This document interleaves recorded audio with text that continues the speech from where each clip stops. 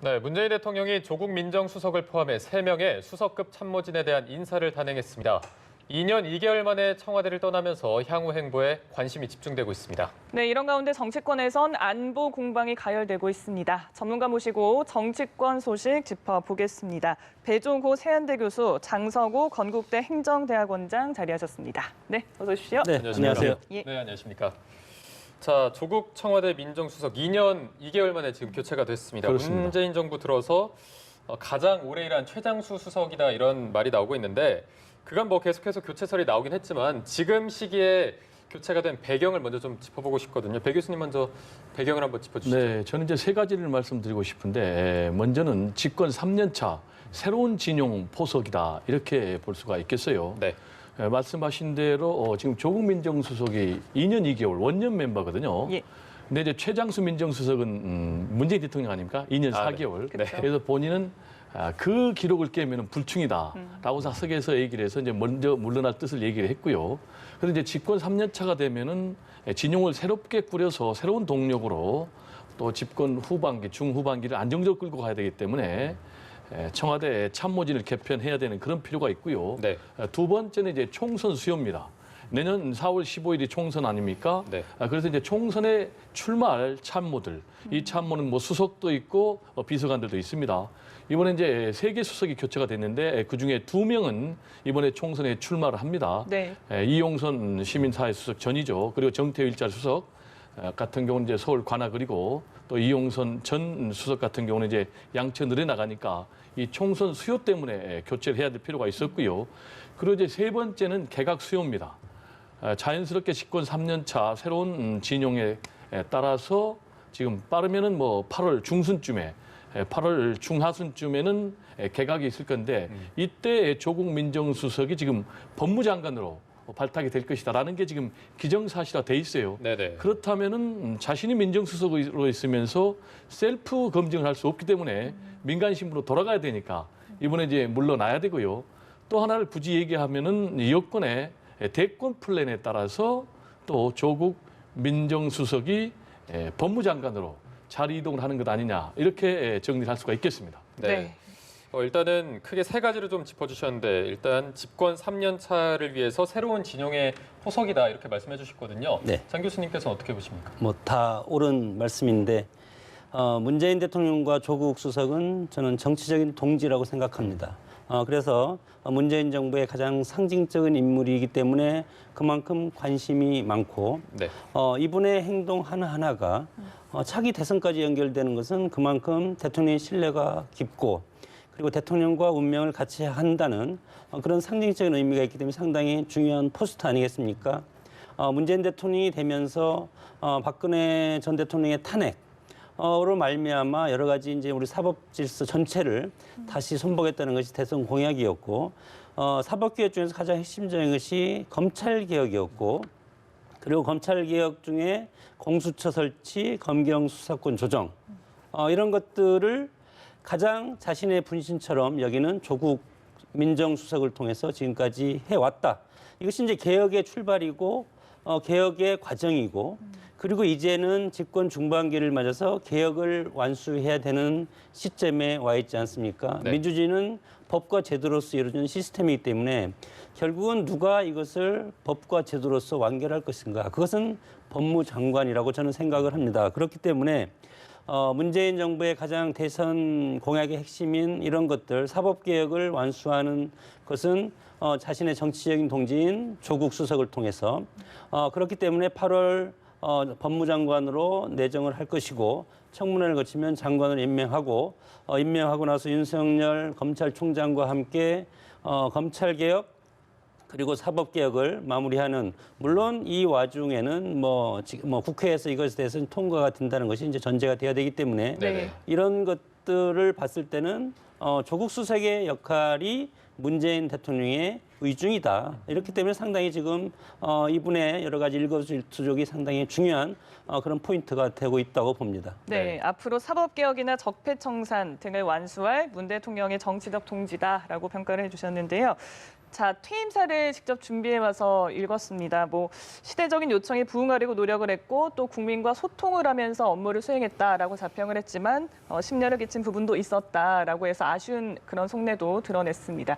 지난 2년 2개월을 어떻게 평가하시는지 궁금한데요. 뭐 저는 개인적으로 상당히 긍정적으로 평가를 합니다. 가장 긍정적으로 평가하는 부분은 뭐 본인도 얘기하고 노영민 비서실장도 설명할 때 얘기했지만은 국민과 소통하는 민정수석이었다. 통상 이제 민정수석 하면은 권력기관의 지휘자 이게 이제 기존의 모습이었거든요. 네네. 그런데 이제 조국 민정수석은 직접 본인이 특히 SNS를 통해서 국민들과 여러 차례 소통을 시도하는 그런 모습을 본인도 높이 평가했는데 저도 긍정적으로 평가하고 아마 대부분 국민들도 이 부분에 대해서는 긍정적으로 평가할 것이다.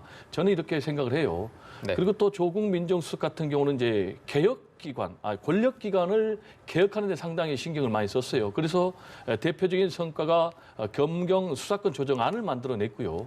그리고 이제 국정원의 국내 정보 기능을 폐지하는 그런 부분, 그리고 이제 군 기무사를 해체하고 다시 재편하는 이런 문제, 이런 것들이 이제 굉장히 중요한 성과라고 보고요. 다만 이제 민정수석의 굉장히 중요한 기능 중에 하나가 인사 검증하는 거 아니겠습니까? 네네. 그런데 이 부분에 있어서는 대략 문재인 정권 들어서 한 10명 정도가 낙마를 했기 때문에 이 부분에 대해서는 상당히 이제 문제로 평가를 받고 있어요. 결국 그래서 인사수석이 여기에 책임을 지고 경질되는 이제 그런 문제가 있었지 않습니까? 네. 그리고 또 하나 지금 이제 쟁점이 되고 있는 것이 민정수석이 그렇게 SNS에 많이 참여해도 되느냐?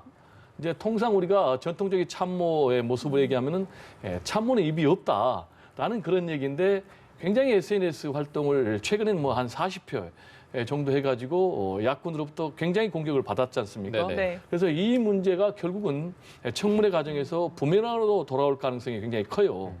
그렇지만은 이 부분에 대해서는 여권에서는 그거는 이제 문재인 대통령의 의중, 국정 철학을 가장 잘 아는 조국 민정수석이 결국은 문재인 대통령을 대변한 것이다. 라는 이제 그런 긍정적인 평가를 하고 있기 때문에 이 부분에 대해서는 굉장히 양론이 있는데 어쨌든 간에 아까 말씀드린 대로 조국 민정수석의 역할에 대해서 국민들은 대체적으로 긍정적으로 평가하지 않을까. 또 이런 긍정적인 평가가 앞으로 동력이 돼서 조국 민정수석이 어떤 더 큰 그림을 그리는 대로 뛰어들 가능성도 있다. 저는 이렇게 전망을 합니다. 네, 여러 가지 성과를 짚어주셨는데 역시나 SNS 소통하는 모습이 기존에 저희가 알던 그런 수석의 모습은 좀 아니었던 것 같긴 해요. 좀 어떻게 평가를 하십니까? 지금까지는 참모의 역할이기 때문에 참모 역할에 충실하고 어떤 팩트에 충실한 것이 지금의 민정수석의 역할이었다면 이제는 민정수석을 벗어나서 더 큰 차원의 정치로서 영역을 확대하는 단초라고 봅니다. 여기에서 국민 여러분이라는 말을 썼지 않습니까? 네. 네. 이것은 어떤 개인의 어떤 퍼스널리티를 벗어나서 공적 영역 그리고 국가적 영역으로 이것을 확대한다는 것은 이제는 참모에서 자율과 창의 그리고 개척하는 정치인으로서 앞으로 국민을 상대로 해서 정치를 하겠다 이런 큰 뜻의 일단을 보여줬다고 보는데 결국은 정치인으로 크는 것은 결국은 국민의 대표기관인 국회의원을 거쳐야만이 우리 국민들이 더 큰 일을 맡기는 것이 그동안의 관행이었습니다. 이런 상황에서 어느 날 갑자기 청와대 민정수석이 장관도 거치지만 장관을 거친다고 할지라도 뭐 차기 대선이라든가 이것까지는 아직은 거리가 저는 상당히 멀고 네. 이제 정치인으로서 출발을 하는 그런 마음 자세가 아닌가 이렇게 생각이 들고 그런 차원에서 국민이라는 단어를 판다는 것은 이것이 이제는 국민을 상대로 해서 나의 어떤 정치적인 이념과 철학을 실현할 수 있는 그런 구체적인 행동을 하겠다. 이런 것들의 어떤 선언적 의미가 있다고 봅니다. 네. 사실 그동안 조국 민정수석의 이미지 하면은 그 야권의 비판이나 비난이 있으면은 절대 피하지 않고 약간 정면 대결하는 모습을 보였는데 이번 퇴임사에서는 야당과 언론을 굉장히 존중한다 이런 모습을 보이기도 해서 약간 의외다 이런 부분도 있었거든요. 이 부분에 대해서는 어떻게? 네, 저도 좀 의외로 생각을 했어요. 왜냐하면 꼼꼼히 읽어봤거든요, 퇴임사 전문을. 네네. 근데 이 부분이 있으니까 좀 색다르게 느꼈어요. 그리고 이제 이번에 퇴임사 같은 경우는 미리 준비를 했거든요. 그래가지고 그걸 읽었거든요. 그러니까 본인이 굉장히 계산된 그런 메시지라고 봐야 돼요. 근데 그 워딩을 꼼꼼히 보면은 일부 야권 그리고 언론의 비난 그리고 야유라고 그랬거든요. 즉 이 얘기는 뭐냐 그 비난과 야유란 얘기는 상당 부분이 정치 공세라고 본인은 정리를 한 거예요. 그러니까 수용할 수 없다라는 그런 해석이 담겨 있는 거예요. 그럼에도 불구하고 존중하겠다라고 본인이 했거든요. 그럼 이 얘기는 뭐냐면은 상당히 본인이 수용할 수 없음에도 나는 존중하겠다. 비난과 또 야유까지도 그럼 상당히 본인이 좀 도량이 넓은 그런 사람으로도 보여지지 않습니까? 네. 플러스 결국은 본인이 법무장관으로 지명이 될 경우에는 네. 지금 지금 국회 청문회를 통과를 해야 되지 않습니까? 그러니까 청문회를 염두에 둔 그런 포석이 아닌가 이렇게 생각이 돼요. 그렇다면은 청문회에서 이 조국 민정수석이 어떤 대응 기조를 보일까도 대충 그려져요. 일단 본인이 소신을 분명하게 밝히되 또 야권을 상당히 존중하는 그런 태도를 보일 것으로 이 메시지를 통해서 저는 전망이 됩니다. 네. 그러니까 청문회까지 염두에 둔 발언이었다라고 짚어주셨는데 어쨌든 뭐 청문회를 통과를 해야 장관이 되는 거지 않습니까? 근데 네. 궁금한 것이 사실 수석의 역할과 또 장관의 역할은 굉장히 많이 다르잖아요. 그래서 좀 여러 가지 쟁점이 될 것 같긴 한데 어떤 부분이 드러날 거라고 생각하세요? 뭐 유연한 그런 모습이 있어야만이 장관이 되는 것이고 장관이 되기 위해서는 지금 이제 청문회의 어떤 여러 가지 소재를 여쭤보는 것 같은데 네. 여러 가지가 있습니다. 물론 뭐 최근에 페이스북을 열심히 하기 때문에 그런 SNS에서의 반일 감정을 부추기는 그거에 대해서 야당에서 이제 강력하게 이제 질타를 할 것이고 그리고 다수의 인사 검증 책임자가 민정수석 아니겠습니까? 최근에 물론 지금 장제원 의원이 뭐 10명 정도에 대해서 이제 낙마했다고 이렇게 이제 얘기를 하지만 본인이 이제 사퇴한 경우 상당히 있고 지명 취소는 지금 없었습니다. 뭐 최근에 조동호 정통부 장관 후보자라든가 이유정 헌법재판관 유정법피 주식 대박 논란 네. 이렇게 해서 뭐 자진 사퇴하는 경우도 있고 이런 것들에 대해서 민정수석으로서 역할을 하지 못했기 때문에 이런 분이 어떻게 장관으로서 역할을 하겠냐 이런 것들이 이제 야당의 주 공세가 될 것이고 개인적으로 보면 이제 석사 논문 표절 부분이 지금 상당히 뭐 오래전부터 나왔는데 이거에 대해서 본인은 문제가 없다 이렇게 얘기를 하고 있고 이것이 저는 이제 아주 중요한 그런 청문회 그 핵심 이슈가 될 가능성이 상당히 큽니다. 네. 한인섭 교수, 김도균 교수의 어떤 논문을 2차 논문 표절이라고 하는데 1차 논문이 아니고 어떤 인용한 것을 자기가 읽은 것처럼 해서 그냥 인용을 하는 것이 이제 2차 논문 표절인데 이것이 표절이 아니냐. 이것은 뭐 연구 진실성 검증센터에서 이거에 대해서 검증도 했고 여러 가지 지금 과거의 그런 것들이 이번 청문회에서 다시 재조명될 가능성이 크고 여기에 연계가 돼서 조국 수석이 6개월 단기 복무를 해서 석사장교로 마쳤습니다. 석사장교라는 것은 이것이 91년도에 이제 폐지가 됐는데 육개장이라고 그때 이제 6개월 근무하는 어떤 장교. 그래서 육개장이라는 그런 그때 당시에 이런 유행어가 있었는데 네네. 석사 논문이 만약에 표절이라면 석사 논문을 통과하는 조건으로 이 석사장교라는 것을 6개월 동안 해서 군복무 마치는 걸 했기 때문에 병역 논란, 면피 논란과 연계가 되어 있다. 그랬더니 이것 또한 상당히 치열한 그런 공방 전쟁이 이루어질 가능성이 상당히 큰 부분이라고 봅니다. 네. 네. 말씀하신 거에 따르면 석사 논문 표절, 그 2차 논문 표절이 문제가 되면은 군복무 문제까지 이게 이어지는데 일단 민주당은 뭐 청소기가 빨아들여도 먼지가 없을 정도로 굉장히 깨끗한 분이다 이런 발언을 했습니다. 사실 이런 석사 논문 표절도 문제가 되겠지만 아까 말씀하신 인사 검증 이 부분도 청문회에서 다뤄지지 않을까요? 네, 이제 그 부분이 이제 굉장히 집요하게 공격이 들어오겠죠. 그 부분은 이제 실제로 한 10명 정도가 낙마한 그런 팩트이기 때문에요. 네.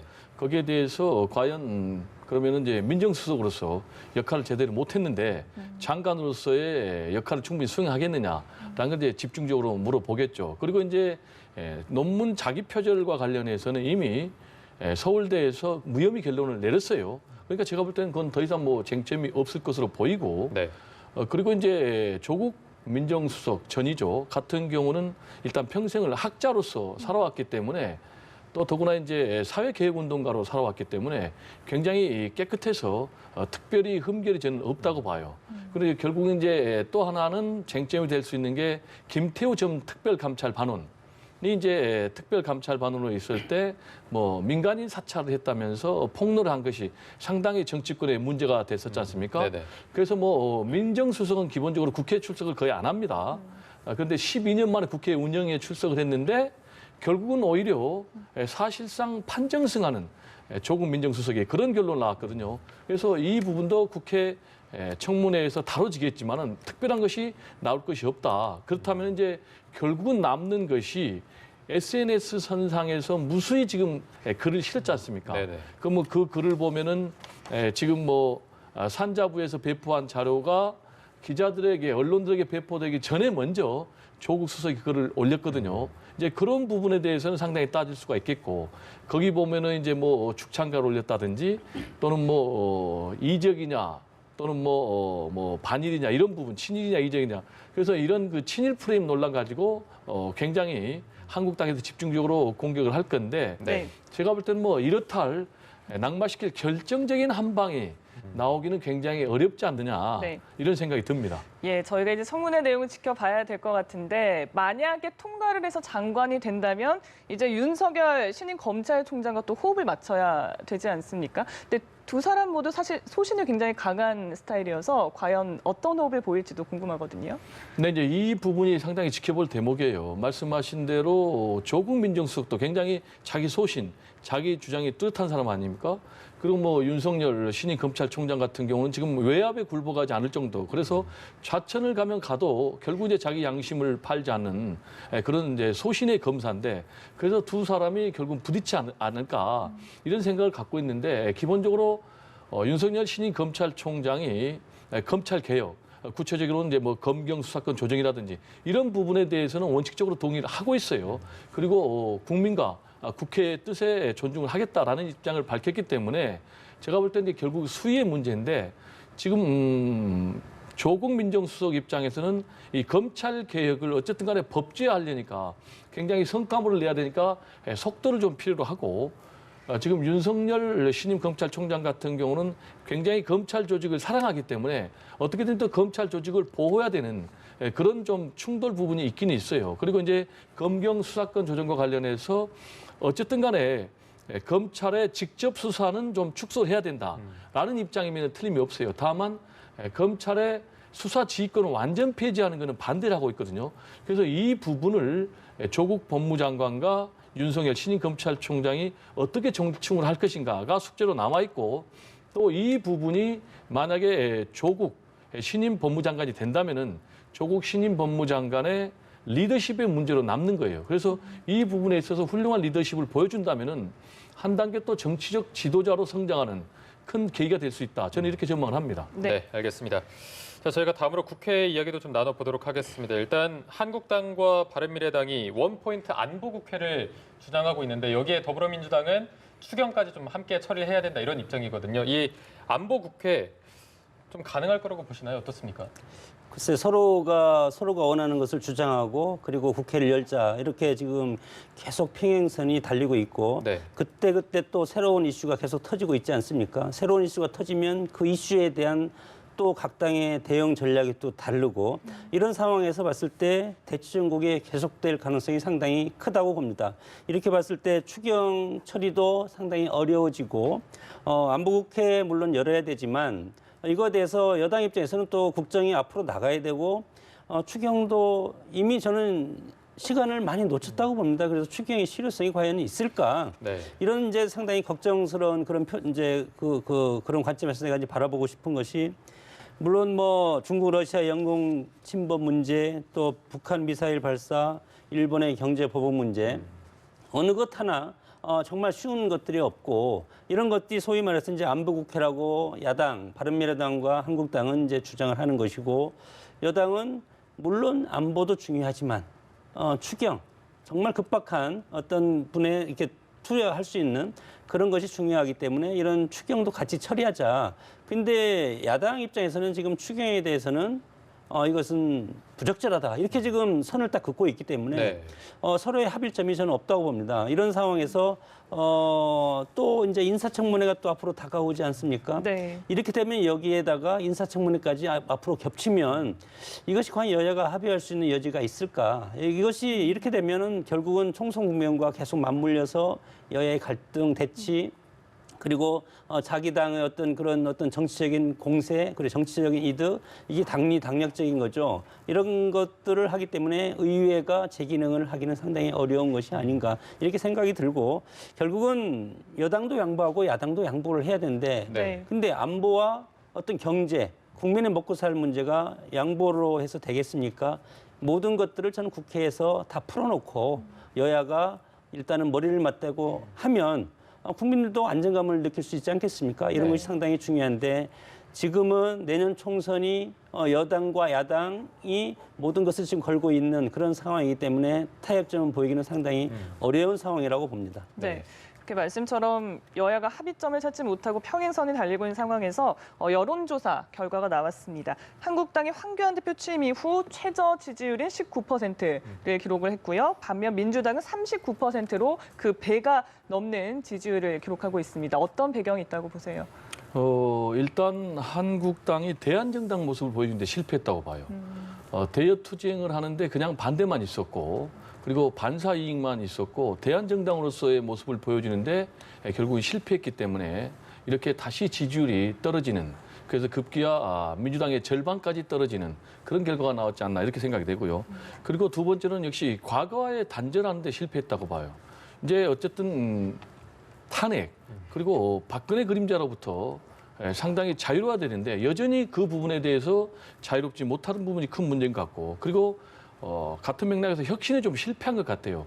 새로운 인적 쇄신을 해서 미래 가능성을 보여주고 그럼으로써 중도 외연의 가능성을 보여줘야 되는데 그런 부분을 보여주지 못했던 것 같아요. 그리고 최근 아시겠지만 계속되는 막말 파문 때문에 상당히 보수 세력까지 등을 돌리는 그런 실망감을 만들어준 것 같고 그리고 마지막으로는 다시 최근에 보면 친박 비박의 계파 싸움이 다시 재현이 되거든요. 이런 식으로 당이 계속되고 황교안 대표의 지지율이 만약에 떨어지면서 추석 때까지 30% 정도의 지지율을 확보하지 못하면은 총선에서 승리할 가능성이 굉장히 어렵게 되거든요. 그렇게 되면은 황교안 대표의 자리 자체가 흔들리기 때문에 이 부분은 한번 깊게 고민해야 될 그런 대목이 아닌가 그런 생각이 좀 듭니다. 네. 네. 어쨌든 혁신에도 실패했고 막말 논란이 있었다 이런 말씀해 주셨는데 사실 막말 논란 5.18 망언을 했었던 지금 김순례 최고위원은 복귀를 했고 또 박순자 의원 같은 경우에는 현재 불복 기자회견을 열었거든요. 지금 어떻게 보면 두 사람의 반응이 정반대인 것 같은데 지금 이 현상에 대해서 어떻게 보고 계신가요? 글쎄 김순례 최고위원은 이제 정직 3개월 어떻게 보면 솜방망이라고 이제 비난도 많이 받았는데 네. 그러나 그것을 인정하고 다시 최고위원으로서 복귀를 해서 또 이제 여권에서는 이제 비난 성명도 내고 그러지 않았습니까? 박순자 최고위원은 정직 6개월에서 본인이 윤리위의 결정을 수용할 수 없다. 여러 가지 정치적으로 본인의 총선을 앞두고 정치적인 여러 가지 카드를 지금 사용하고 있다고 봅니다. 네. 박순자 의원 같은 경우는 국회법상 상임위원장은 2년을 하게 돼 있고 본인이 1년 뒤에 물러나지 않으면 그냥 할 수 있는 것 아닙니까? 네네. 물론 이것을 여러 가지 징계를 한다고 하더라도 그럼 탈당을 해서 내년 총선 때 무소속으로 나올 각오를 하고 이렇게 지금 한다고 보고 경기 안산 단원구 을이 상당히 야당 지금 한국당한테는 상당히 어려운 지역인데 네. 이 어려운 지역에 한국당이 다른 사람을 투입한다고 하더라도 나보다 표가 나오지는 않을 것이다.